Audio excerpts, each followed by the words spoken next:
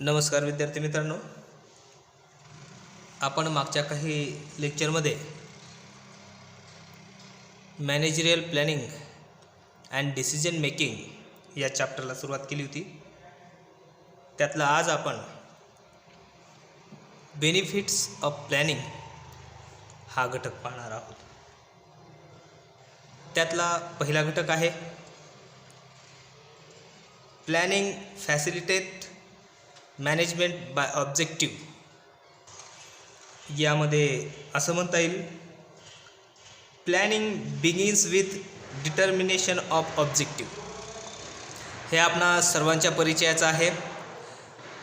जेव्हा आपण एखाद्या गोष्टीची सुरुवात करत असतो, ध्येय धोरणे ठरवत असतो, तेव्हा त्या ध्येय धोरणांना पूर्ण करण्यासाठी आपण मागच्या काही लेक्चरमध्ये पाहिलं आहे की आपण सर्वात महत्त्वाचं अगोदर कार्य कोणतं करतो, तर प्लॅनिंग करत असतो. मग हा त्याचा फायदा आहे की एखादी ध्येय धोरणं ठरवण्यापूर्वी आपलं प्लॅन एक्झिक्यूट असणं गरजेचं आहे. त्यानंतर यामध्ये असंही म्हणता येईल, it highlight the purpose for which various activities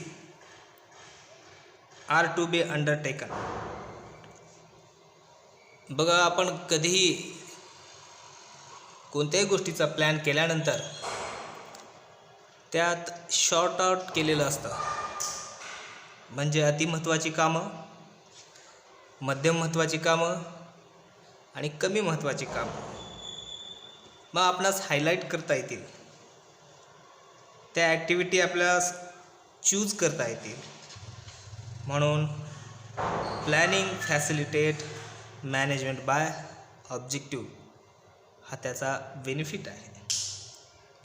नंतर यामध्येच असंही म्हणता येईल, in fact it makes objective more clear and specific. जेव्हा एखाद्या गोष्टीचा आपण प्लॅन करत असतो, तेव्हा आपले ऑब्जेक्टिव्ह आणखीन चांगल्या प्रकारे स्पष्ट होत असतात. म्हणजे आपल्या व्यवसाय संघटनेमध्ये नक्की कोणत्या प्रकारचे कार्य करायचे आहेत, आपली ध्येय धोरणे कोणती आहेत, त्या उद्दिष्टांचा आधार कोणता आहे, या सर्वांचा विचार करता येत असतो. यानंतर पुढचा घटक आहे planning minimise planning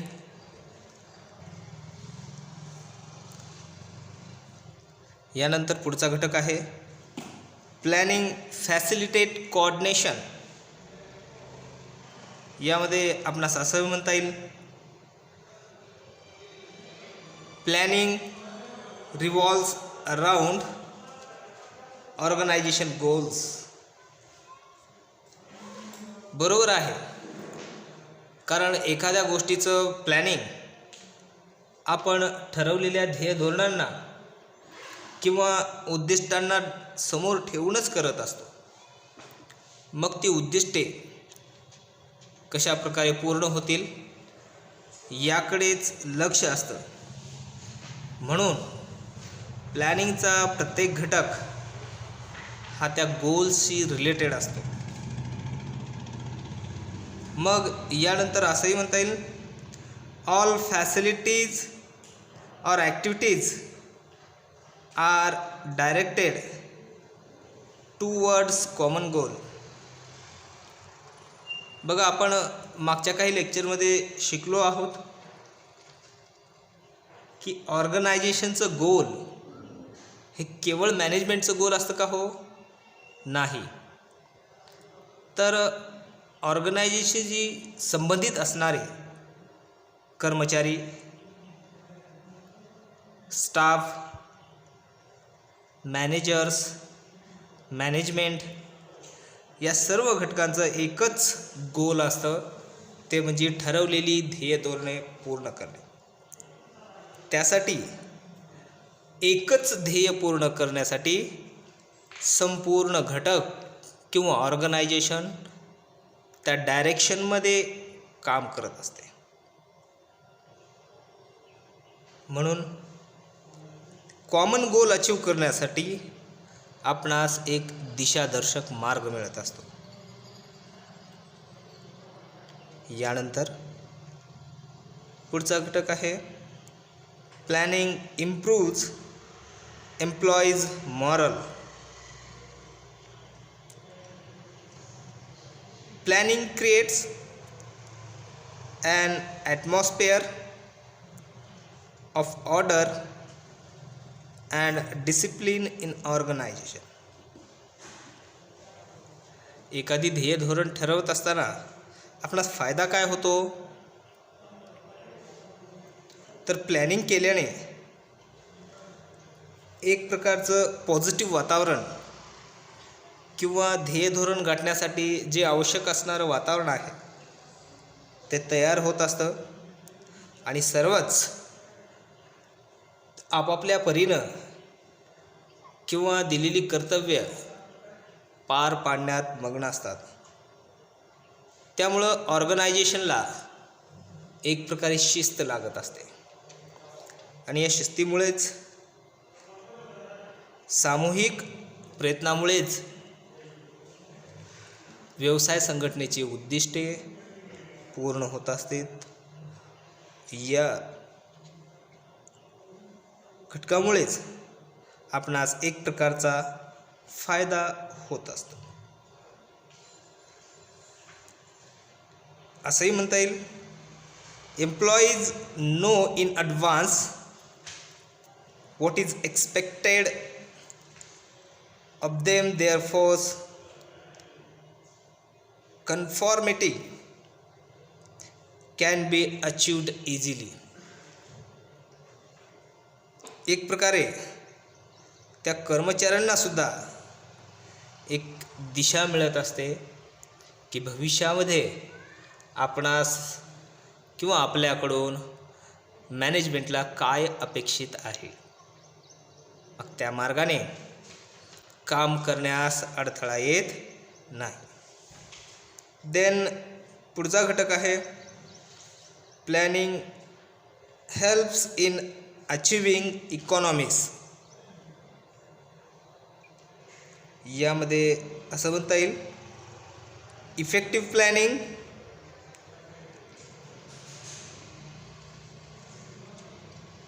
source economy since it leads to ordinary.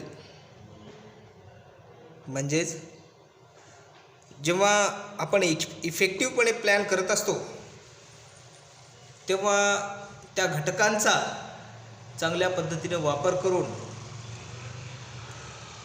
एक प्रकारे लीड करत असतो. लीड करणे म्हणजे काय, तर परिस्थितीमध्ये सुधारणा घडवून आणणे. मग यामध्ये असंही म्हणता येईल it also facilitate optimum utilisation of resource which being economy in operation.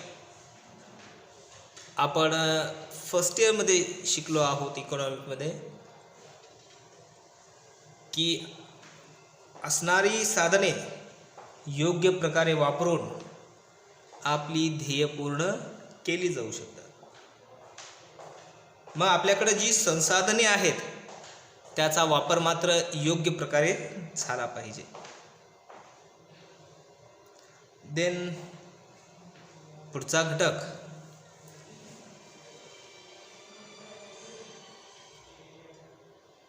Planning facilities controlling.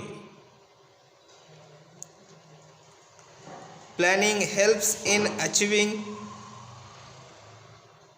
of the goals. यामध्ये असंही म्हणता येईल planning facilitate existence of creation, plan goals, standard performs.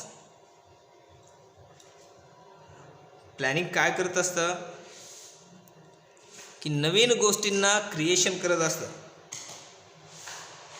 नवीन गोष्टींना चालना देत असतं, नवीन विचारांना चालना देत असते. तेव्हा ॲटोमॅटिकली आपलं जे गोल आहे ते एक विशिष्ट स्टँडर्ड लेवलला आपण ठेवलेलं असतं. त्यामुळेच आपणास कंट्रोलिंग करत असताना या प्लॅनिंगचा चांगल्या प्रकारे उपयोग होतो. आणि आपणास यामध्ये असंही म्हणता येईल, it provide basic of control. जे बेसिक कंट्रोल पाहिजे कोणत्या गोष्टीमध्ये, उदाहरणार्थ कर्मचाऱ्यावरती वरच्या अधिकारी लोकांचं म्हणजेच मॅनेजर्स लोकांचं कंट्रोल असलं पाहिजे. किंवा जे सेम लाईनवरती मॅनेजर्स असतात त्यांचंही आपापल्या डिपार्टमेंटमध्ये कंट्रोलिंग असलं पाहिजे.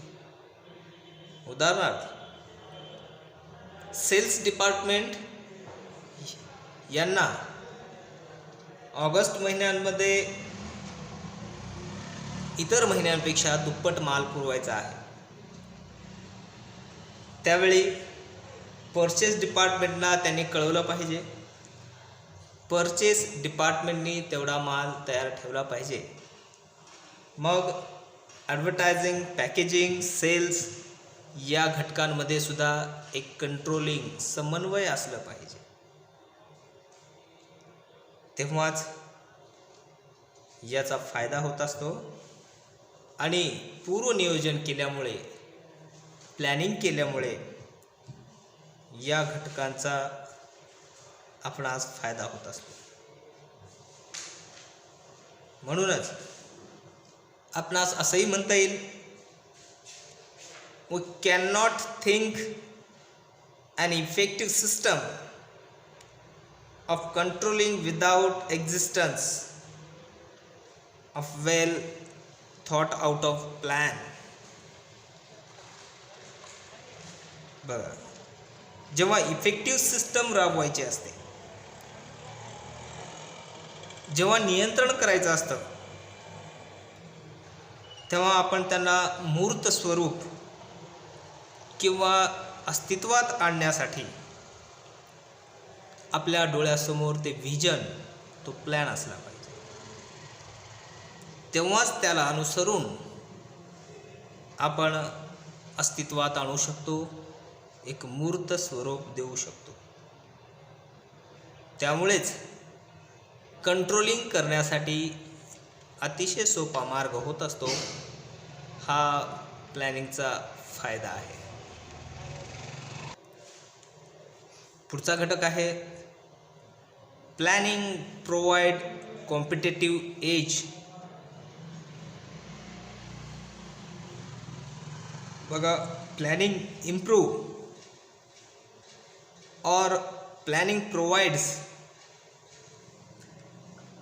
Competitive edge to enterprise over the other which do not have effective planning. Edge म्हणजे काय? एखादा किनारा किंवा एखाद्या गोष्टीचा कट किंवा साईड असं म्हणू शकतो आपण. मग ही साईड कुठली? तर बाजारपेठेत अस्तित्वात असणाऱ्या स्पर्धेची. पण आपणास यामध्ये याचा उपयोग काय होणार आहे? तर this is because of the fact that planning may be involve change in work method, quality, quantity, designs, extension of work, definition of goals, etc. बघा, कुठलीही वस्तू मार्केटमध्ये क्वालिटी आणि क्वांटिटी दिल्याशिवाय अस्तित्वात येत नाही किंवा स्पर्धेत उतरत नाही. उदाहरणार्थ, आपण थम्सअप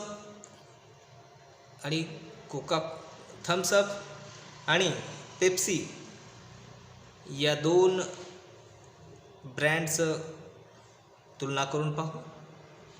थम्सअप हा कोका कोला या ब्रँडचं उत्पादन आहे,